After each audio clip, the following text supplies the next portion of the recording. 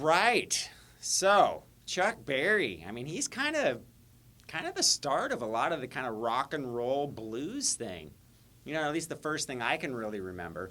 Not only that, but could do like the splits and all sorts of crazy stuff while jamming. Wow. All right. So, that's a really basic sound though, which is really cool, really simple. It can take a very beginner player and make you kind of sound like you know what you're doing. So, we're going to bar the B and the E string of the 7th fret. And then we're going to bend up the 9th fret of the G. So we got... And all I'm doing is I'm bending that note up. Now, I apply a little palm muting in that trick I said before with your finger just above the B string, right? So when the G comes down, it's muted out. And then all I'm doing is I'm hitting the B and the E twice. So we got...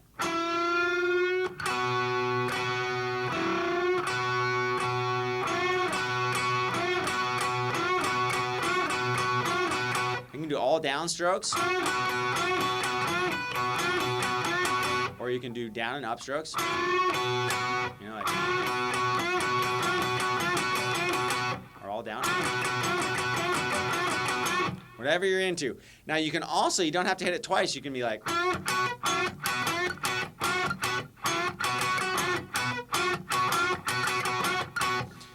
He really mixes it up when he does it, but it gets a nice sound. Now, another thing that I did was I did other double stops that kind of outline those two chords as well.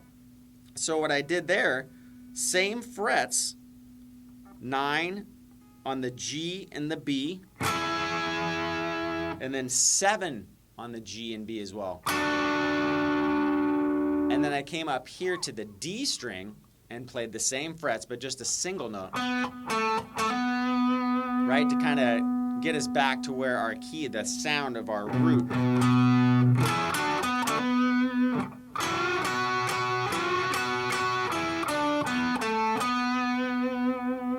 So let's do a simple riff like that. We're going to go.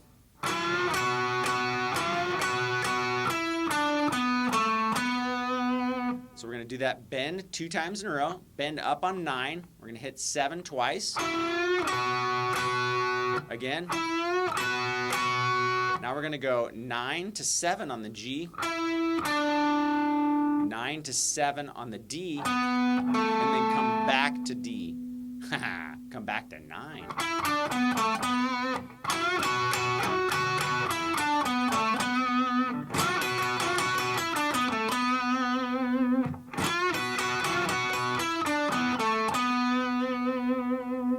Now you can do break it up.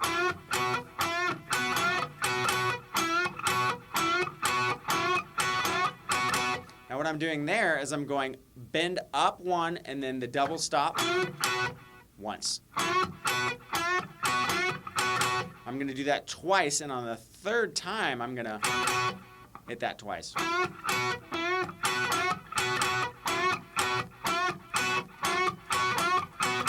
Now, doing that, we can take it a little bit forward and add those 2 other double stops on the G and the B. We can also bend up this 9th fret a half step. So what we do is we just flatten out our 3rd finger, or whatever finger you bend with,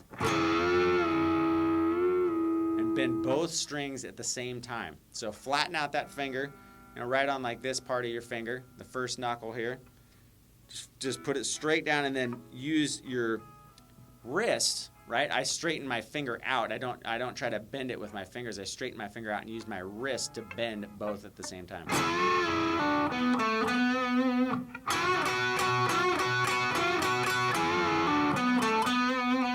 Going back to that D string, 9, 7, 9 again.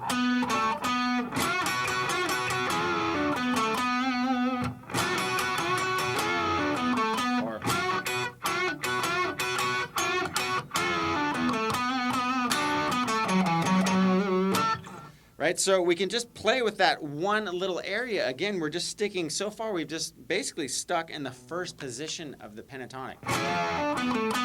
Another cool thing about the Chuck Berry riffs is they kind of have a major and a minor sound, so they will work over both, right? You can kind of get away in the major department, right? It's nice, peppy, happy sounding.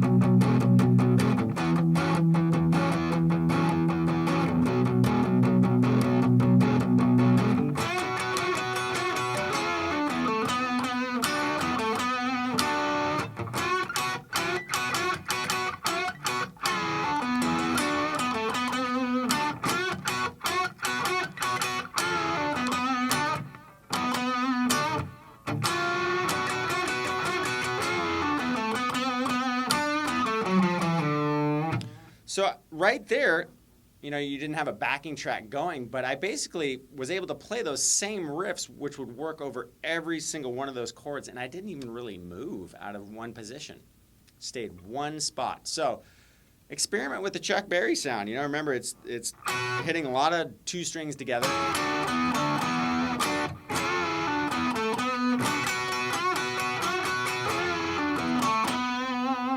Very cool thing to have in the blues arsenal.